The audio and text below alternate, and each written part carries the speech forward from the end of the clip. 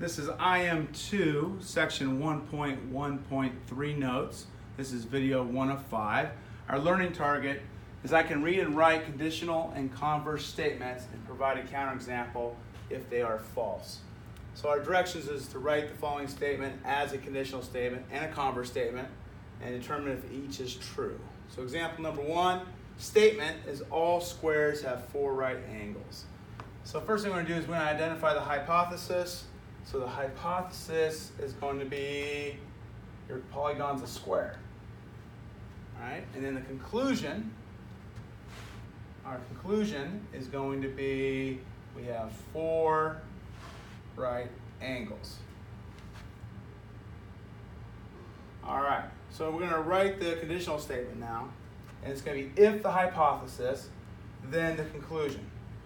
So we're going to write if a polygon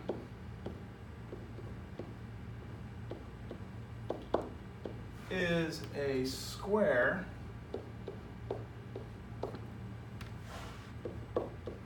then it has 4 right angles.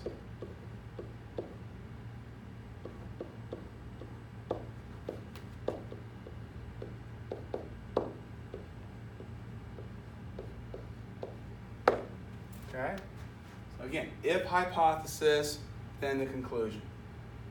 Converse, we flip the hypothesis and the conclusion.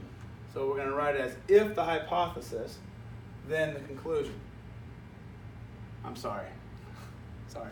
If the conclusion, then the hypothesis. We're flipping it for the converse statement. So we're going to write if a polygon has 4 right angles,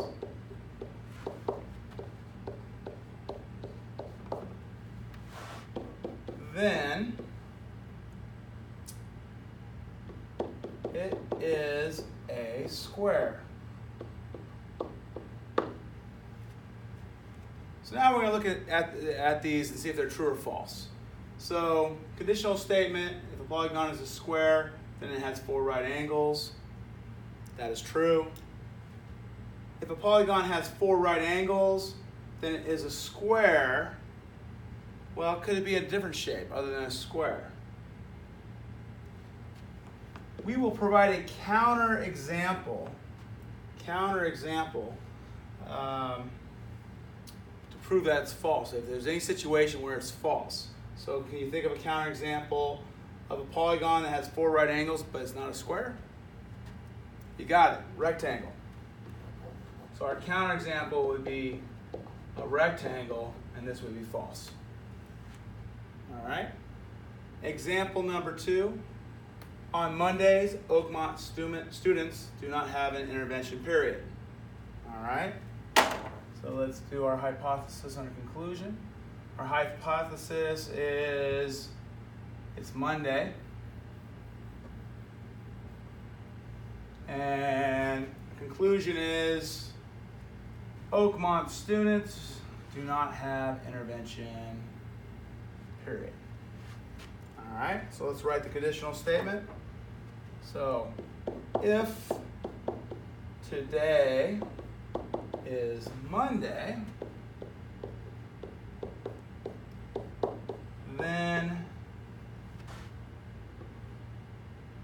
I'm just going to say students, but we know it's Oakmont students. Then students, I'll make it OHS. Then OHS students do not have intervention period.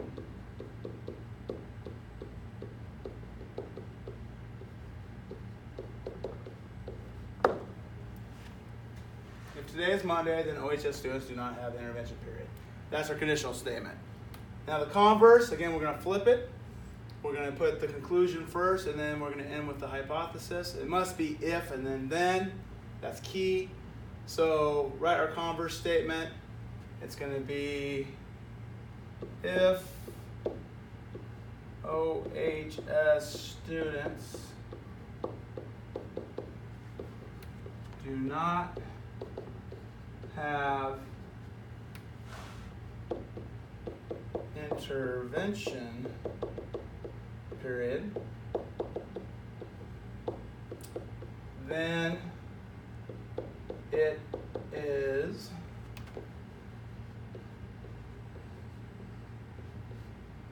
Monday. All right, we'll provide a counterexample for this one. I think this one could be a little bit controversial. I think the assumption we're going to make on this problem is it's a school day. So it's only the days of the week when it's school in session, and it's not a weekend. So can we think of a counterexample where there's a Monday that we have school and we do not have intervention?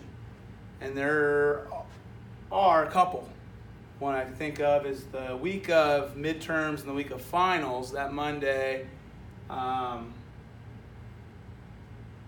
actually, no, I'm wrong. We have intervention. We don't have PLC for teachers.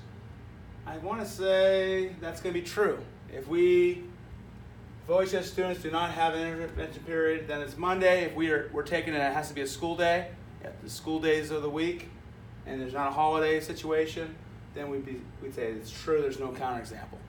If we were being nitpicky and we want to include every day of the week, then of course you could say a counterexample could be Saturday, it could be Sunday, it could be a holiday, a school holiday, maybe it's Veterans Day in the middle of the week, and we don't have intervention that day. Anyway, that's it for this section. You need to look at videos 2, 3, 4, and 5 of 5 coming up next.